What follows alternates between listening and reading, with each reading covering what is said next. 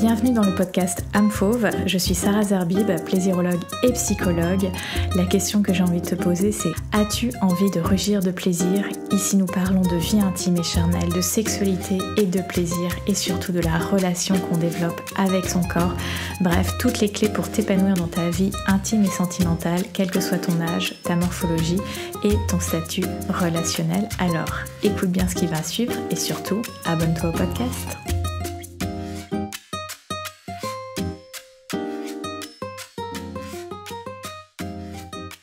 La séduction est-elle un défi à l'ère numérique ? Ça fait quelques dizaines d'années maintenant que les sites de rencontres sont apparus, voire même plus. En tout cas, pour Tinder, je crois que ça fait 10 ans.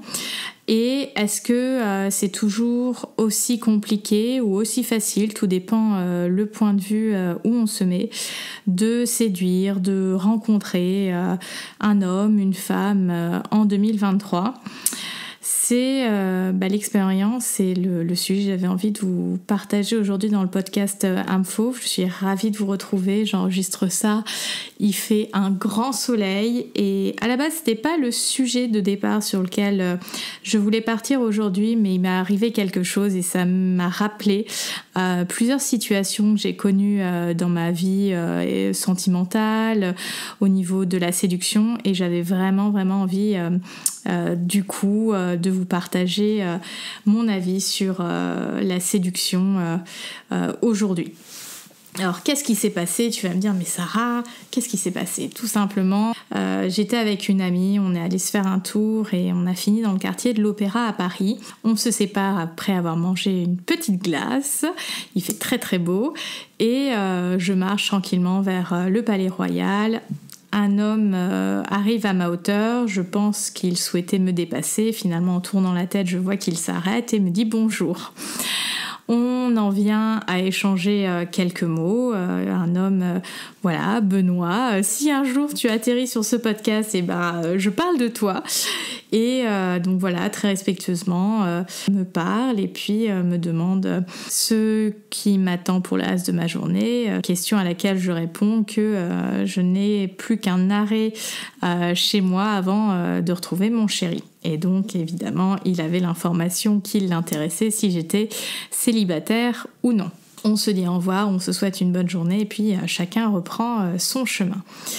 Et très souvent, il y a un petit peu cette idée comme quoi, du fait des applications de rencontres, on ne se rencontre plus justement, ou alors on se rencontre de manière décevante, avec toujours cette idée de plan cul, de sex friend, etc. Et finalement, on n'est pas trop dans cette séduction, pas trop dans cette rencontre. Alors, il y a plusieurs éléments que j'ai envie de vous partager dans cet épisode. La première chose, c'est que pour rencontrer un homme, une femme, ça demande déjà d'être ouvert à la rencontre. Et ce que je constate, moi qui marche beaucoup, alors ça m'arrive aussi d'être sur mon téléphone quand je suis dans la rue, mais je constate quand même, alors je vais faire une stat dans ma tête, mais je pense qu'au moins 80% des gens baissent la tête quand ils marchent. Il y a très peu de personnes en fait qui savent marcher. Qu'est-ce que j'entends par savoir marcher ? En fait, c'est d'avoir une posture ouverte. Et ça, c'est un mot que je t'invite à retenir. Donc effectivement, quand on souhaite rencontrer quelqu'un, c'est déjà se poser la question, est-ce que je suis ouverte à la rencontre ? Et ça veut dire quoi être ouverte à la rencontre ? C'est un état d'esprit. C'est je suis d'accord pour aller à la découverte de quelqu'un différent de moi. Même si on a, entre guillemets, des critères ou une recherche en termes de valeurs, de convictions humaines, ça demande quand même d'être ouvert à la différence. Et ça, c'est très compliqué parce que quand on rencontre quelqu'un, que ça soit un homme, une femme, peu importe la situation dans laquelle tu te trouves, on n'est jamais que 2 personnes à se rencontrer. On est toujours au minimum 4 personnes à se rencontrer. C'est-à-dire toi et moi, mais aussi mon ego, ton ego, peut-être encore une autre personne qui est la version de moi qui a vécu telle expérience dans la vie, les relations avec mes propres parents, l'expérience sentimentale et intime que j'ai eue.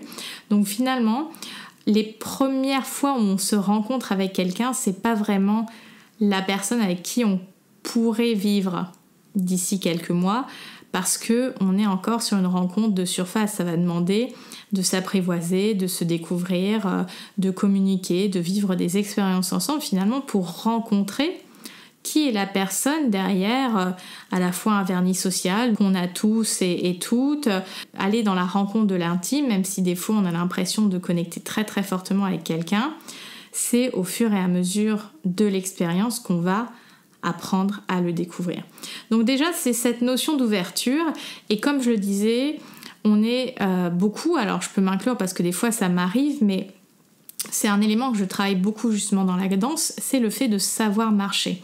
Et on est beaucoup à ne plus savoir comment marcher, c'est-à-dire on baisse beaucoup la tête, on marche les mains dans les poches, alors je veux bien, des fois il fait froid, etc., ou les bras croisés. Et quand tu es dans la rue ou dans les transports, alors les transports c'est encore plus compliqué parce que du fait de cette promiscuité imposée, le fait de soutenir le regard de quelqu'un d'autre, de regarder quelqu'un d'autre, ça peut être très vite perçu comme intrusif ou menaçant, alors qu'on cohabite d'une certaine manière, certes de manière forcée, pour un trajet. Et en fait, ces situations que l'on voit aujourd'hui comme étant imposées il y a quelques siècles, ces situations étaient considérées comme des opportunités. Et du fait de l'individualisme de plus en plus présent dans notre société, eh bien, on ne se rend plus compte de toutes les opportunités dans le quotidien qui s'offrent à nous pour s'ouvrir à l'autre. Ça ne veut pas dire qu'il y aura forcément un couple qui naîtra de ça, mais en tout cas, c'est cette démarche de s'ouvrir, de s'échanger un regard, de se sourire, de se dire bonjour. Aujourd'hui, en fait, toutes ces situations sont considérées comme intrusives, alors que moi, j'aime bien parler d'ouverture, d'opportunité. Donc, c'est d'avoir en tête, est-ce que quand je suis dans un lieu social, est-ce que je fais preuve d'ouverture? Et je parle en connaissance de cause. Moi, je suis quelqu'un qui a pu beaucoup passer pour introverti ou pour hautaine, parce que j'ai un mécanisme quand je rentre dans un nouvel endroit qui est le suivant. C'est-à-dire que je suis très observatrice et j'ai besoin de cette étape d'observation avant de, entre guillemets, me mêler aux gens. C'est un mécanisme que j'ai depuis toute petite et qui fait partie de ma manière d'être, de mon ADN, et je ne peux pas le changer dans le sens où c'est comme ça que je fonctionne. Et je pense que c'est déjà important de vraiment connaître notre manière d'être au monde, notre sensibilité, parce que le fait d'avoir ce temps d'observation, ça me permet à moi qui suis quelqu'un de très sensible, certains diraient hypersensible, en fait ça me permet de me créer des repères dans une situation et d'après interagir de la manière dont je souhaite interagir. Après, effectivement, il y a eu des lieux où j'ai un petit peu forcé contre ma nature parce que, par exemple, j'étais dans des lieux entrepreneuriaux ou dans des moments de networking, donc ça te demande, ou en tout cas moi ça m'a demandé un effort d'aller vers l'autre. Je suis quelqu'un qui peut être très très sociable, complètement faux-folle avec les gens qui me connaissent, mais c'est vrai que quand on me rencontre pour la première fois, on peut se dire que je suis quelqu'un de très, j'allais dire timide, non c'est pas ça, de mesuré, pondéré, de quelqu'un très gentil, très à l'écoute. Mais j'ai un côté, et je pense que tu peux le voir si tu me suis depuis un moment sur les réseaux sociaux, complètement déjanté à des moments. C'est déjà se poser cette question d'opportunité, d'ouverture, de ma posture, est-ce qu'elle invite aussi à l'ouverture? Et je veux dire, alors oui, il y a tout ce mouvement où quand on est une femme, t'as pas forcément envie d'être importunée quand tu marches, etc. Mais je pense qu'il y a une nuance à apporter à ça parce que tout va dépendre de la manière dont c'est fait et de l'intention qu'il y a derrière. C'est sûr qu'aucune femme n'aime se faire siffler ou s'entendre « Psst, mademoiselle, t'as un 0,6 ». Comme je le disais, je décrivais la scène que j'ai eue tout à l'heure. La personne, cet homme, Benoît, est venu de manière très respectueuse, a commencé par un bonjour, il n'y avait pas de pression, il n'y avait pas de... Bien sûr qu'il y avait une intention. L'intention, elle était très claire depuis le début. Et en fait, ce qui facilite la rencontre, la séduction, c'est la clarté des intentions. Et ça, je t'en ai déjà parlé dans des épisodes précédents, de la nécessité d'avoir une clarté dans les intentions. Quand tu es dans la rencontre, quand tu es dans une relation, quand tu es dans des interactions, en fait, on a besoin d'une clarté d'intention parce que qu'est-ce qui fait mal sentimentalement dans les rencontres, dans les couples ? C'est l'absence de clarté dans les intentions ou alors une intention qui n'a pas été complètement assumée dès le départ. Et c'est cette nuance-là qui est importante à apporter aujourd'hui. Je vais te donner un autre exemple personnel. Moi, mon chéri que j'ai rencontré, tu vois, on parle de l'ère numérique, moi c'est quelqu'un que j'ai rencontré sur une appli de rencontre. Il m'avait dit très clairement au départ qu'il ne cherchait pas du sérieux pour des raisons qui lui étaient propres.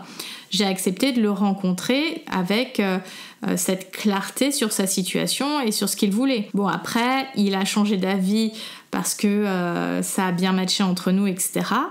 Mais c'est quelque chose qui m'a énoncé peu de temps après en me disant bah voilà, finalement au bout de 3 semaines où on se rencontrait, je souhaite qu'on soit exclusifs l'un envers l'autre. Donc quand on est dans une clarté d'intention et qu'on le communique, ça facilite grandement les choses. Ce que je voulais aussi dire en termes d'ouverture et d'opportunité, donc je parlais de la marche, je pense que c'est quelque chose dont on a besoin d'avoir conscience, c'est cette posture, qu'elle soit ouverte ou pas, parce que moi il y a des moments où je suis pas du tout ouverte et j'ai mes lunettes de soleil, j'ai mes écouteurs et je suis en mode inaccessible, mais il y a des moments effectivement je vais avoir une attitude beaucoup plus ouverte, mais parce que je suis ouverte au monde. Par exemple, quand je quittais mon ami tout à l'heure et que je me baladais, j'avais un pas de marche très tranquille parce que j'étais pas spécialement pressée. Je regardais l'architecture parisienne, j'écoutais les bruits de ville d'un dimanche. Voilà, j'étais dans un mode très tranquille, dans le moment présent. Voilà, j'étais dans un moment de flânerie finalement. Et c'est un moment où j'étais ouverte à ce que je recevais de l'environnement. Et donc de cet environnement, il y avait des êtres humains. Et je pense qu'on a besoin de mettre plus de conscience sur cet aspect non-verbal de nous-mêmes parce qu'on ne s'en rend pas vraiment compte et c'est pas tant de garder les convenances et les rôles féminins, masculins, très genrés, mais je pense que c'est aussi à rapprocher de quelle est l'énergie dans laquelle j'ai envie d'être. Et comme je disais tout à l'heure, on peut avoir des moments où on est dans une énergie où on veut pas, entre guillemets, se faire emmerder. Et puis, il y a des moments, en fait, on est ouvert, on sait pas ce qui va se passer, mais on est ouvert. Moi, je partage ça assez facilement et mes copines me disent « Mais c'est fou, le nombre de fois où tu te fais aborder dans la rue. » Alors là, ça faisait un petit moment, mais bon, là, il fait très beau, les gens sont sortis, etc. Mais sur les 2 années où j'étais célibataire et où je datais, bon, notamment avec les applis avant que je rencontre mon copain actuel, je me suis fait régulièrement aborder dans la rue et on va pas les compter où c'était pas respectueux et ni élégant. Et puis il y a eu un bon nombre de fois où ça a été respectueux, élégant, où des fois j'ai pris un numéro, des fois j'ai donné un numéro. Souvent je fais le choix de prendre un numéro parce que ça me laisse le temps de la réflexion et le choix. Il y a des fois j'ai rappelé, des fois je n'ai pas rappelé. D'ailleurs ça me fait souvenir une anecdote assez folle qui m'était arrivé il y a 2 ans lors d'un shooting à Étretat avec le photographe Raphaël avec qui j'ai fait des shootings de nu en groupe. C'était incroyable cette histoire. Je sais pas si je vais te la raconter dans ce podcast, peut-être. Et voilà, en tout cas mon message c'est vraiment d'être dans une prise de conscience de ta posture et de l'énergie dans laquelle tu es, parce que ça vient envoyer finalement, qu'on y croit ou pas, un certain message à l'univers. Et je veux dire, on pourrait se dire oui, non mais pour Sarah c'est facile, elle est bien dans sa peau, etc. Mais justement, déjà ça n'a pas été facile pour moi. Si tu me suis depuis un moment, tu connais un peu mon histoire, et si tu ne la connais pas, il y a des contenus qui vont arriver sur YouTube, mais il y a plusieurs épisodes où je parle vraiment de mon histoire par rapport à mon poids, par rapport à mes troubles du comportement alimentaire, par rapport à des agressions que j'ai connues, par rapport à l'IVG même que j'ai eu en début d'année. Donc c'est pas plus facile pour moi que pour quelqu'un d'autre, mais je suis toujours dans cette volonté de m'accepter, de m'aimer, de prendre soin de moi, de trouver du confort dans mon corps. Et forcément après, ça se ressent. Et autant quand j'étais ado, j'ai vraiment cru que je n'allais jamais avoir de petits copains, que c'était pas pour moi. J'étais vraiment dans cette idée et croyance que je ne plairais pas. Et en grandissant, mais cette croyance, elle a été démontée 1000 fois. Ça peut être un peu... Alors mon ego, il est toujours très flatté quand je me rappelle un peu les hommes avec qui j'ai pu être en date. Voilà, j'ai eu des hommes qui ont pu faire du mannequinage, j'ai eu des hommes qui ont pu faire acteur. Enfin, c'est été du sérieux ou pas, peu importe. En fait, c'est toutes ces opportunités que de cette démarche personnelle avec moi-même que j'ai faite, et les résultats que ça a amené, notamment au niveau intime et sentimental. Mais je me dis, je regrette pas une seconde en fait, parce que bien sûr, de se sentir bien dans son corps, de prendre de la place dans l'espace, d'avoir la tête haute, tout ça c'est super important.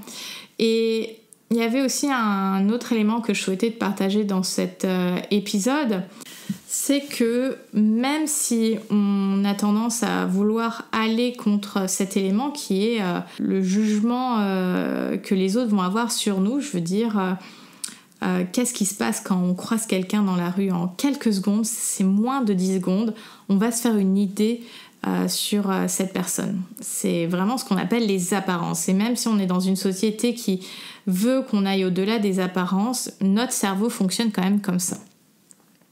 Et ce fonctionnement qui est inhérent à la structure de notre cerveau, de notre fonctionnement psychique et neuronal, en fait, le fait d'avoir un premier jugement, qu'il soit juste ou pas juste, sur l'autre, c'est comme ça. Et c'est pour ça que je pense que c'est extrêmement important de bien apprendre à se connaître et d'avoir développé une signature identitaire authentique et honnête. Qu'on le veuille ou non, quand on est dans la rue, on est jugé.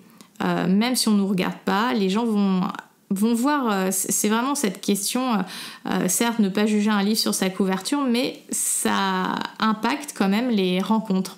Je veux dire, quand tu es à un date et la personne sent mauvais ou est habillée d'une certaine manière qui n'est pas forcément adaptée à un date, et encore qu'est-ce qu'on appelle date, mais en tout cas on va dire tu as prévu un repas au restaurant et t'es habillé peut-être en jogging, il y a peut-être un décalage, la personne elle peut trouver que c'est pas adapté, et en même temps on peut dire oui mais ça se fait pas de juger sur les apparences, ce qui est important c'est les valeurs de cœur, mais en fait quand on apprend à se connaître, quand on est dans la rencontre, les apparences elles sont quand même importantes, et c'est sûr que c'est facile d'impressionner quelqu'un en 1h30, 2 heures, de mettre ses plus beaux habits, de mettre une liasse de 200 € dans son porte-monnaie et de donner l'illusion. Mais je pense que c'est important d'être dans une apparence qui est authentique, c'est-à-dire être soi-même. Et donc ça demande d'être très au clair sur qui on est, parce que beaucoup de personnes ne font pas ce cheminement interne d'aller à leur rencontre, et aller à la rencontre de soi, c'est aussi accueillir, et je parle, c'est plus que accepter, mais accueillir les zones, non pas d'ombre qu'on a chez nous, mais ces zones qu'on n'aime pas forcément, qui ne sont pas forcément valorisées par la société, qui nous dérangent parfois. Je veux dire, moi c'est très simple en fait, dans n'importe quel endroit où je vais être, il y a une continuité dans mon apparence, parce que j'ai cette signature identitaire. On sait que voilà, Sarah, globalement, elle a ses boucles, et quand j'ai pas mes boucles dans les cheveux, on me demande si j'ai changé de coupe, si j'ai fait un lissage, ou en tout cas on se demande, les gens voient qu'il y a un truc de différent, ils n'arrivent pas toujours à mettre le doigt dessus, mais ça peut être lié à comment je me suis coiffée. En général, si j'ai pas mes boucles, c'est soit que je sors de chez le coiffeur, soit j'ai pas eu le temps, et ça m'arrive. Et après, le reste de mon look, ça va être généralement des robes, des jupes, un certain type de maquillage. Il y a une continuité finalement de la manière dont je m'habille, dans les couleurs que je porte. Donc j'ai vraiment une signature identitaire forte et qui ne dépend absolument pas des tendances de la mode. Ça, c'est quelque chose que j'ai développé depuis super longtemps. Je m'en fous complètement de la mode. Moi, ce qui m'intéresse, c'est les choses qui me vont, qui me plaisent et dans lesquelles, en fait, je sens que je peux exprimer ma sensibilité. Et par exemple, pourquoi je porte des robes? Alors oui, il y a un effet esthétique qui, je trouve, à titre personnel, met peut-être plus en avant, selon moi, ma silhouette. Mais c'est aussi tout simplement que quand j'étais petite, j'adorais les robes et les jupes parce que ça tourne et que c'est quelque chose que je trouve ludique et qui évoque ce côté féminin, sensuel que j'ai envie de véhiculer à travers mon apparence. Et il y a des femmes qui vont réussir à véhiculer cette idée en étant en pantalon. Mais moi, ma marque, j'allais dire, mon branding, ma manière de le faire, ça va passer plutôt par ce style-là. Et qu'on le veuille ou non, on se fait toujours une première idée d'une personne par rapport à l'apparence.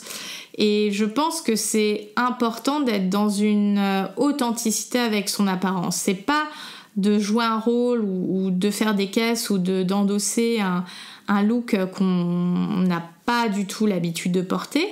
Mais voilà, on peut faire entre guillemets un petit effort parce qu'on est dans la séduction et on veut plaire et on veut se plaire à soi-même, parce que ça c'est un élément important. Des fois on va peut-être plus s'habiller en fonction de l'effet qu'on veut produire que la manière dont j'ai envie aussi de me sentir. Pour moi, c'est toujours important d'être bien dans mes vêtements et d'être confortable. Donc j'ai aucun problème par exemple à porter un cuisseau, j'allais dire un shorty cuisseau, donc anti-frottement sous mes robes, et peu importe si je suis en date et que l'homme a envie de poser sa main sur ma cuisse et qu'il peut sentir un shorty, j'en ai rien à cirer. Si ça le dérange, en fait c'est pas mon problème, c'est le sien.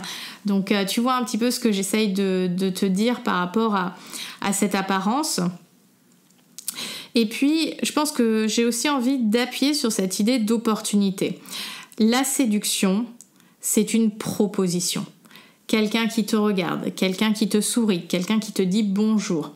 Il n'y a pas d'obligation de répondre. Après, on pourrait se dire les règles de politesse, ceci, cela, à nouveau, chacun y voit midi à sa porte. Mais je pense que c'est important de voir ça comme une proposition.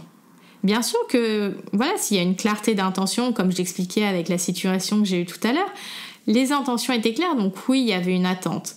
Mais il n'y avait pas de pression, c'était une proposition. Et c'est pour ça que c'est important quand on est celui ou celle qui est dans la séduction, bah oui, on peut être un peu déçu. Et d'ailleurs, ce que j'ai trouvé à la fois rigolo et très humain, ce Benoît qui me dit « Ah, j'ai le cœur brisé », et moi j'ai répondu « Bon, bah je te le ramasse ». Et tu vois, il s'est rien passé de plus, mais on s'est rencontrés d'humain à humain, que bah oui, il y a un petit peu de déception, c'est normal, parce que ça demande du courage d'aller voir une femme dans la rue, ça demande du courage de dire bah je t'ai vu et tu me plais, même si c'est pas dit dans ces mots, mais c'est le message. Donc ça demande de la vulnérabilité. Et on est avec le numérique beaucoup dans cette histoire de contrôle. On est derrière un écran, on contrôle les images qu'on met sur son profil, on contrôle la description.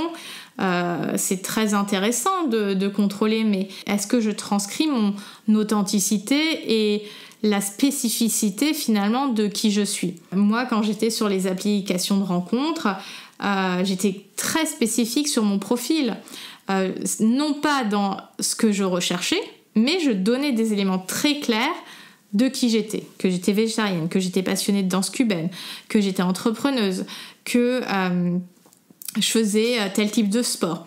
Et en fait, ces éléments-là, qui sont spécifiques, permettent de faire un premier tri des personnes qui vont swiper. Alors, on va se dire, oui, les hommes, ils swipent tous à droite, machin et tout. Oui, il y a des techniques comme ça.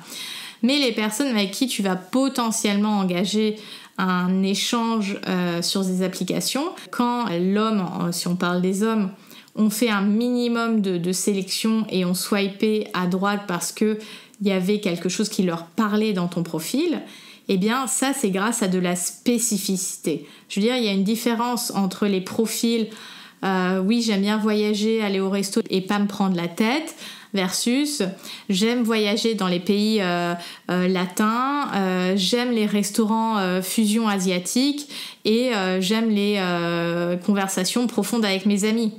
Entre la première version et la deuxième version de ce que je te partage, la deuxième, elle va être déjà beaucoup plus spécifique, elle va en dire beaucoup plus sur la personne qui est derrière ce profil, et 3, comme tu as beaucoup plus d'insight sur cette personne, mais si toi t'aimes pas du tout la culture latine et que tu n'aimes pas la cuisine fusion asiatique, tu vas sans doute swiper à gauche parce que tu ne partages pas d'intérêt commun avec la personne. Donc c'est pour ça que c'est important à la fois d'être clair dans ses intentions, mais aussi d'être plus spécifique. Cette spécificité, elle est aussi très intriquée avec l'apparence, la signature identitaire. Je veux dire, moi j'ai un look qui m'appartient en fait. Je ne copie pas la mode que je vois. Et c'est vrai que je vais être assez dure, mais c'est ce que je pense. Je trouve que beaucoup de personnes, ce sont un peu des clones avec cette tendance un peu street style. Et c'est très bien, mais c'est ok, on a ce style qu'on aime bien, mais comment on se l'approprie? Parce que je vois beaucoup trop de personnes qui mettent telle marque, telle couleur. Justement, il y a une absence de couleur. Moi, j'essaye, surtout l'été où je peux un peu plus m'amuser, mettre mes roses, mes bleus et tout. Et c'est d'avoir cette spécificité aussi dans l'apparence. Et donc vraiment, ce que je t'invite à faire, c'est de voir ces lieux, ces moments du quotidien comme étant des opportunités. Après, voilà, est-ce que tu es dans cette ouverture de rencontrer quelqu'un? Est-ce que tu prends une action aussi quand tu es dans ces lieux-là? Quel type d'action tu peux prendre? Et justement, c'est sortir de ce contrôle, parce qu'en fait, ce contrôle, certes, il nous protège, mais il nous protège aussi de la potentielle rencontre. C'est que on a tellement peut-être eu des douleurs dans le passé, des ruptures qui nous ont fait mal, mais en même temps, avoir mal, ça fait partie de la vie. Je suis désolée de le dire, mais c'est une vérité. Et on est un peu trop dans une société qui survalorise les trucs très positifs, mais en fait, la vie, c'est pas éviter le négatif. Bien sûr que notre cerveau, il va toujours vouloir faire tout en son pouvoir pour éviter qu'on ressente du disconfort, de l'inconfort, des choses négatives, parce que lui, il veut que la satisfaction, le plaisir, etc. Mais cet élément, il fait partie de la vie. Donc c'est comme la déception sans doute de Benoît, ça fait partie du package. Mais en même temps, il y allait parce que de toute manière, il avait un nom. Moi, souvent, je l'ai vu, ce que je me disais quand j'abordais quelqu'un, que ça soit en soirée ou des fois dans la rue ou même sur les applis, le nom, je l'ai déjà dans la poche.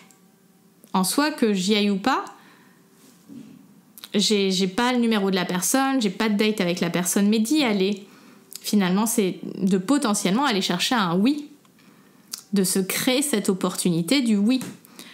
Qu'il n'y ait pas de oui. Finalement, je reviens à peu près à la situation précédente, mais avec un peu plus de connaissances et en tout cas en me rapprochant sans doute de la personne qui me dira oui. Parce que comment veux-tu rencontrer quelqu'un si tu ne te mets pas dans des situations pour rencontrer des gens? Je veux dire, moi, il y a eu des personnes qui m'ont abordée sur le chemin en rentrant de la piscine, où des fois, je me disais, j'étais dans un état, entre guillemets, dégueulasse. c'est-à-dire mouillé, pas du tout en tenue de sport. Mais en fait, toute situation peut être une opportunité. Le supermarché, ça peut être une opportunité. Le train, le métro, toutes ces situations sont des opportunités. Et d'être déçu ou de se sentir un petit peu mal quand on nous dit non, c'est normal. Et même quand on sera en couple, heureusement que notre partenaire peut nous dire non parce qu'on a le droit de dire non. On a toujours l'opportunité de dire oui, non, pas maintenant ou tout à l'heure. On a ces options-là. Et c'est pareil lorsqu'il s'agit de séduction, de dating, etc. Je pense aussi dans la rencontre, surtout dans l'ère du numérique, moi ce que je faisais beaucoup avec les matchs que j'avais, c'était, alors des fois les mecs me proposaient un date, mais des fois c'était moi qui disais le type de date dont j'avais envie. Alors il y en a un, ça me fait toujours marrer quand je le raconte, mais je me souviens sur son profil il y avait il avait vraiment une coupe de cheveux qui me plaisait, des cheveux mi-longs ondulés, et j'ai commencé la conversation en parlant de ses cheveux, et donc ça a lancé l'échange, et finalement le date c'était pourtant une blague, mais ça s'est réellement passé comme ça, où je lui dis tant que je peux te caresser les cheveux, en gros c'est un date. Et on avait fait une balade dans le jardin des Tuileries, et après j'avais même ramené un plaid pour qu'on se pose dans l'herbe, et il m'avait laissé lui masser le crâne. Enfin, il avait eu tout bénef quand même. Donc ça, c'est parti d'une blague, d'un délire, et finalement ça a été une opportunité de date où finalement ça a été ce que j'avais dit sur un ton de boutade. Donc c'est aussi faire preuve de créativité. Alors c'est tout aussi sympa d'aller prendre un verre, d'aller manger ensemble, mais ouais, moi j'ai fait ce type de date. J'ai même fait un premier date à la piscine parce qu'il faisait une chaleur à crever. Donc oui, on se met déjà en maillot alors qu'on s'est pas encore rencontrés, mais bon, ça fait partie aussi de la nature que de voir le corps de l'autre. Et souvent on est un peu dans cette idée fausse que parce qu'on est habillé, l'homme ne va pas voir vraiment nos formes ou nos rondeurs si on a des rondeurs. Mesdames, qu'on soit ou pas habillé, peu importe ce qu'on porte, ils se font très très vite, ces messieurs, une idée de notre corpulence, de notre morphologie. Donc détendez-vous là-dessus. S'il a accepté de vous voir, que ça soit via une appli ou si vous avez été abordé dans un lieu public ou social, il sait à quoi vous ressemblez. Vraiment.